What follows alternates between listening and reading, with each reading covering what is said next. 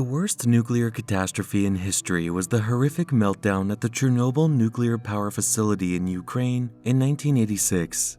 In reality, the June 17, 2019 issue of Business Insider reports that Chernobyl is still regarded as the worst nuclear disaster ever, surpassing both the 1979 Three Mile Island accident in southeast Pennsylvania and the 2011 Fukushima nuclear disaster in Japan. Here are the top 10 creepiest things found at Pripyat and Chernobyl. Number 10. Ghostly haunts of a catastrophe.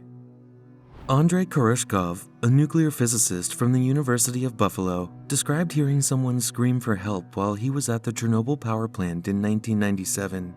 It was a terrifying experience for him. He claimed to have arrived at the famed ground zero of the Chernobyl catastrophe around 7:30 in the morning and to have gone straight to the sarcophagus for reactor 4. He raced back upstairs and told those who let him in what he saw after reporting to officials that he could clearly hear someone faintly, though desperately, pleading for help and putting out a fire while taking readings. However, they informed him that he had been the first person to visit the building in 3 years. They also reminded him that entering required a password and a handprint, and that if someone had entered without their consent, an alarm would have gone off.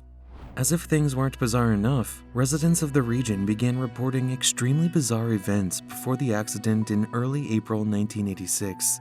Workers at the power plant claimed to have seen the Black Bird of Chernobyl, a gigantic black bird-like creature with a 20-foot wingspan and enormous flashing red eyes. Number 9. Nuclear shadows of Pripyat's missing residents. Dark graffiti artists, rumored to originate from places like Germany and Belarus, have over time progressively infiltrated the exclusion zone with their arsenal of multicolored spray paint cans, leaving their artistic creations, some hauntingly beautiful, others equally disturbing, in Pripyat and the surrounding area. In Pripyat, where artists created silhouettes of the missing citizens of the abandoned city who were evacuated the day after the accident on April 27, 1986, never to return, much of the more dramatic graffiti may be found. A small girl with bows in her pigtails is shown reaching up for a light switch in one building, while a young child driving a toy truck appears to be peeking around a corner in an attempt to surprise someone. Number 8. The abandoned Carnival of Pripyat. Many people might not be aware that the Pripyat amusement park had never actually been opened as of April 26, 1986, because it had not yet been completed. The park stands as a destitute and abandoned symbol of the Chernobyl disaster and a stark reminder of all that might have been. It is scheduled to be demolished in just 5 days on May Day, May 1st. The park offered traditional carnival attractions like a shooting range, bumper cars, a parachute ride, an 85-foot Ferris wheel, and boat swings. The park is now towering and desolate, a lifeless place. With leaves whirling around the ride, the bumper cars are left where they were unexpectedly left. The paint is flaking and crumbling, and the Ferris wheel is stuck in place. The paint on the yellow canopies is still bright in some areas, but with the orange tint of rusty neglect prevailing elsewhere, silently wailing a mournful story. Number 7. The Bloody Red Forest. Although nature appears to be flourishing 35 years after the catastrophe at the Chernobyl power plant, there is some mysterious evidence that the flora and fauna have been exposed to radiation. Insects, fungi, and microbes, organisms that break down organic matter and replace it back into the ecosystem, are exhibiting signs of radioactive contamination, according to a 1991 research. One of the more notable occurrences is known as the Bloody Red Forest, a region of woods where all the pine trees turned blood red immediately after the meltdown and soon after died.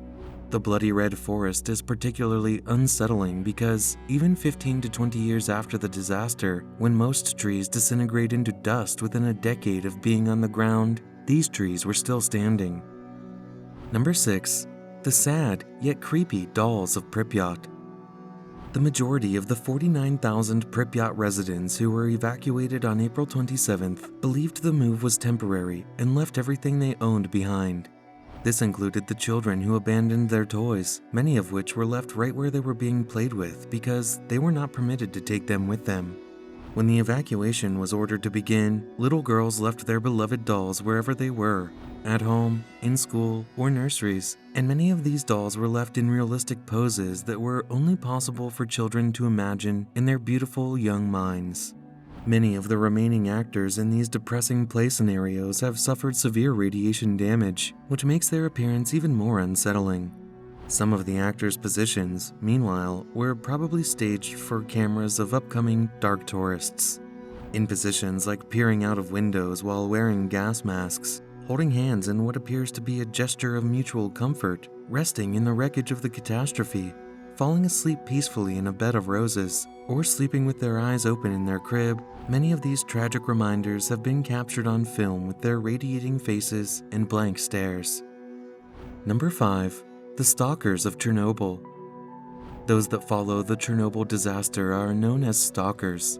According to some scholars, they sprang from the suppression and oppression of Soviet history as well as the Americanization of commercialism, which contributed to the corruption and subsequent economic crises in Russia and Ukraine.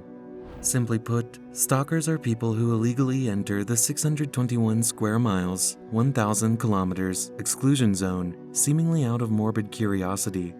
They resemble so-called rubberneckers, people who can't help but crane their necks as they pass an accident scene while driving. When Ukrainian computer programmers released Stalker, a post-apocalyptic first-person shooter video game set in a virtual exclusion zone around Pripyat and Chernobyl, the craze was legitimized in 2007. Number 4. Hospital of Doom.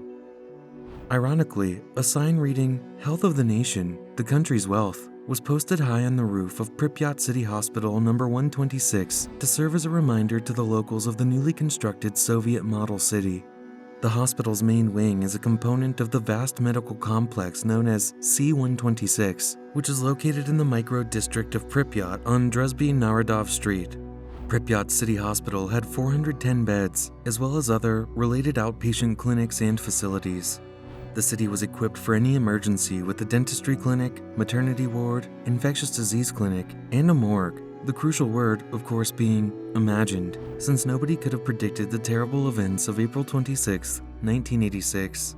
A busy hospital by nature, Reactor No. 4's meltdown on that fatal night led to the treatment of 237 plant employees, firefighters, and troops for acute radiation sickness, some of whom would never recover.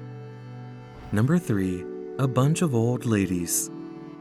Following the Chernobyl tragedy, the Soviet government evacuated 116,000 people, eventually relocating the majority of them to flats outside the exclusion zone.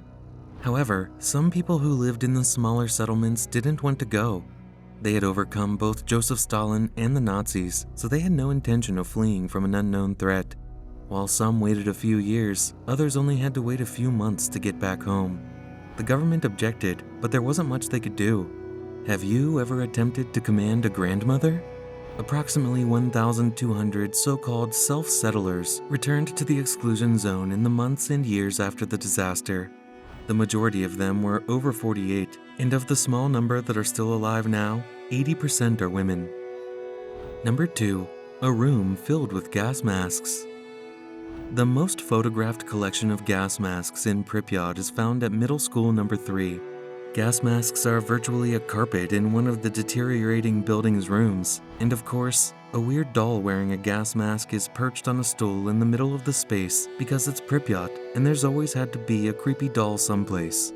Your mind might picture a horrifying scene of panicked children scrambling to put on their gas masks as a dense cloud of radiation sweeps into the room if you were to stand in the middle of it.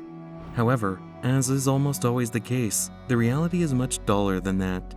The majority of those gas masks were in storage at the time of the catastrophe, and it's likely that neither staff members nor students at Middle School number 3 ever removed them. Number 1. Radioactive game animals. One of the only actual success stories of the whole unpleasant situation is the forest inside the exclusion zone. There wasn't a lot of wildlife in the area before the accident for the same reasons there isn't a lot of wildlife any place humans live, because wild creatures primarily despise us, and because we don't particularly like them either. After people were removed from the exclusion zone, all the animals said, "Cool, let's breed." And now the Chernobyl region is home to a shockingly diverse ecosystem of unmutated organisms. The animals appear to be quite normal, but if you tried to kill and eat one, you might be able to hire yourself out as a Christmas decoration thereafter. The radiation levels in the wild boar that died nearby Chernobyl in the early 1990s, just a few years after the tragedy, were more than 2,000 times what's deemed safe, according to Slate.